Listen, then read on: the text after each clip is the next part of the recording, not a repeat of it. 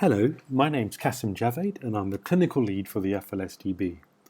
I'm here to give you a very brief introduction to how to get the most out of the run charts on the FLS-DB website. The first step is to get to the run charts, and this is done easily by entering the address ffffap.org,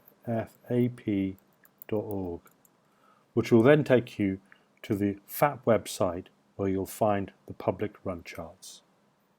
And then selecting the FLS-DB. Here you'll be offered the opportunity to look at the public run charts, which you can see here. And the charts are organized into rough groups based on the key performance indicators. So the first one is patient identification, and you can see the average for the country of all FLSs participating for case finding and then for spine fractures found. Some of these charts can look quite busy, and for that reason we've offered the opportunity to actually deselect the charts, as I'm doing here, so you can focus on one outcome. Now we also have all the FLSs that are in the FLS-DB, and I'll just put out Oxford.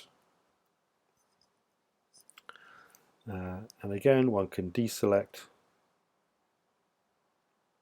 run charts to look at them in more detail. And here you can see for falls assessment, we instituted a change, which changed had a positive impact on the recording of falls assessment. Something clearly happened here, and after some retraining, the levels went back up. Sometimes the charts are quite busy and you just want to look at a certain time window.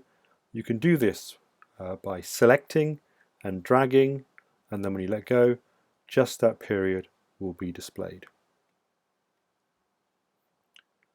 To find out exactly how the chart was made, you can click on About this chart, which shows for each line shown how it was created in terms of the numerator and then the denominator.